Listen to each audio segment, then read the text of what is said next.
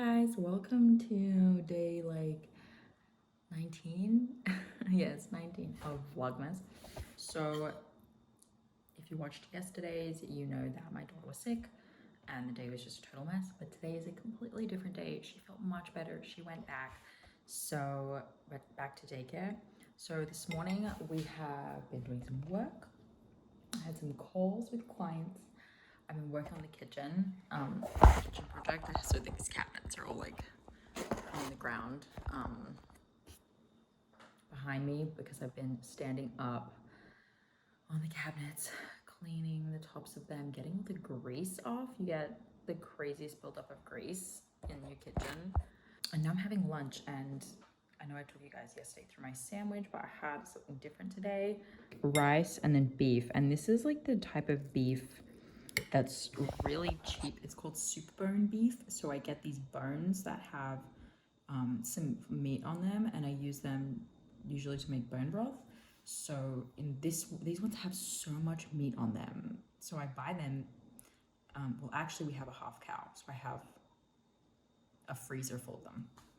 But I use them and I cook the meat in the Instant Pot and make it really, really tender, and then take the bones off and recook that bones and make bone broth out of them. So this is like the meat from it, and I mix it with rice and lettuce, feta cheese. There's actually butternut squash in here, butternut pumpkin. Oh no. And some lemon, and then this is like sun-dried tomatoes, like turned into a paste. So that's like my sauce condiment. So it's really, really good. Squeeze some lemon, and then we'll have some coffee. What I wanted to do was answer a question with you guys. So I'm gonna eat this and then we're gonna get to it. Lunch is done, and hands down, that is not better than a sandwich. Rice bowls, just not better than sandwiches. Unless you have had the Tessemae habanero ranch dressing that you can get here in the States. If you know, you know. And that makes a great rice bowl. Okay, I have a question from Jessica, and I hope I don't have food on my face. Jessica says, I'm 15 and lost my period over a year ago. I was stressed and eating between 800 to 1200 calories a day. I have never over-exercised, but doing this, I went from 104 to 91 pounds, and I'm 5'2". The past 3 months, I have been eating 2,200 calories or more and now weigh 104 pounds again, but still no period. I went to the doctor, my hormones are normal, but they told my parents I should be eating 2,200 calories at a minimum, but I can still exercise. Currently exercise about 5 days a week for 45 minutes, mostly strength training, but not heavy, and some cardio. Do I need the 2,200 calories to get my period back, even though I'm not hungry for that much? Do I still possibly need to gain weight, even though I'm quote-unquote healthy? Ugh. Okay. So you are very lean, you're quite small, even for your height. And if you have a history of under eating, it means you really need some time in a significant surplus to actually get things going again. Remember, it's not just your period that's downregulated. Your body is probably working on some other things too. And even though your blood ranges were in normal, normal is very wide. There's a wide range of normal, and so you might be on the low normal side for some things, which is typical for HA. You're still exercising. I don't know what you're doing for 45 minutes a day, but it's, you know what, I'm guessing that you might be tracking your calories and you might be hitting 2,200 and then not allowing yourself to go over ever. If you are not experiencing any symptoms of progress and you've been doing this now 3 months, only 3 months, give it more time. You don't have a period, so yes, you do need to keep eating. You have a history of restriction, so yeah, you do need to keep eating, even though you're not hungry. Yeah. I recommend, if you haven't done it, do our Mental Hunger Mindset Mastery workshop. It's free. You just go to the hasociety.com/workshop, put it in the link, and that will kind of walk you through all of this, right? Like the why we're hungry or why we're not, the importance of eating enough even if you're not hungry, how to get back in tune with that hunger once it's reestablished. But right now, you don't have a cycle, and you're super young, so you may need to eat more. And a weight is not quote unquote healthy, like you've written, until your body is functioning. It doesn't matter if you have a healthy weight, whatever that means, if you don't have a menstrual cycle. It doesn't matter. It doesn't matter that anyone says, oh, but your weight looks perfectly fine. If your body's not operating, we just don't know that. So there could be more to it. It could be about more than just your how much you're eating, because obviously something got you really stressed, right, a year ago.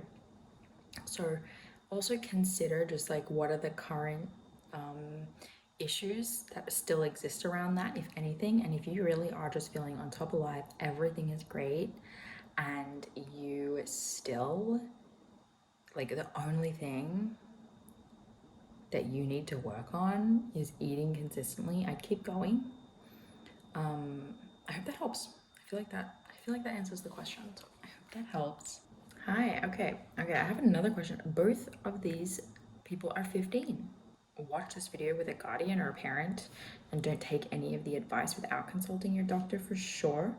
I'm not giving either of you guys a specific advice with this. I just am encouraging you to kind of look deeper into your own case and don't get too hung up on numbers and things like that. So Michaela says, I've lost my period for 2 years after an eating disorder where I lost quite a bit of weight and was underweight.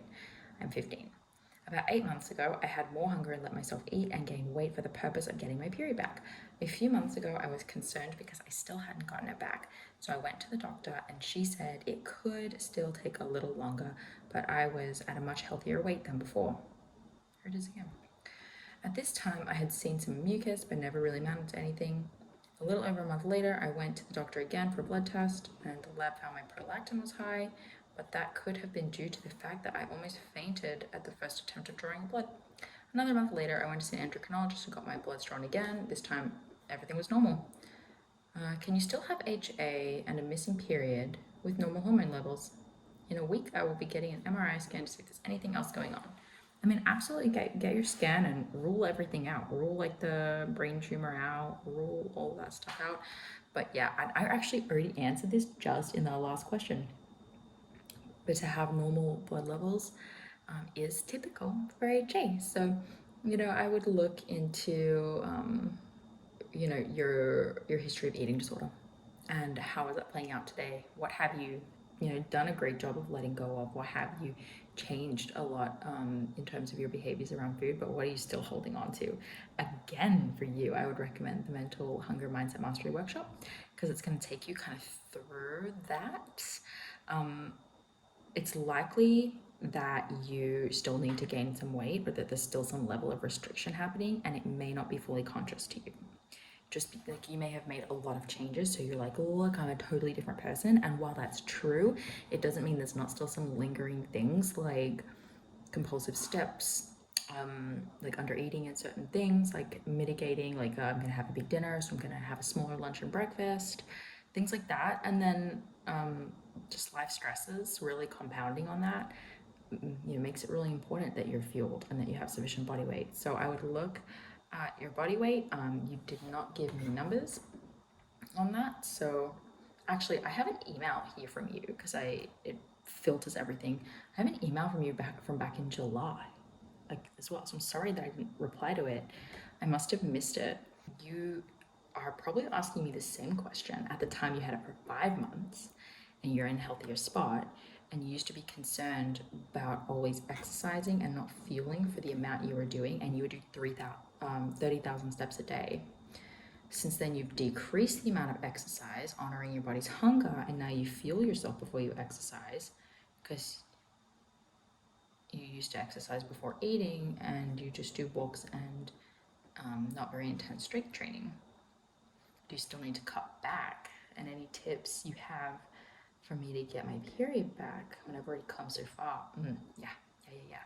So I would really encourage you to do an audit of like, yes, you've made a lot of changes. It doesn't mean you're all the way there. You know, if you used to do 30,000 steps, well, only doing 10,000 steps is going to feel like you're barely doing any steps, but you're still doing 10,000 steps, you know?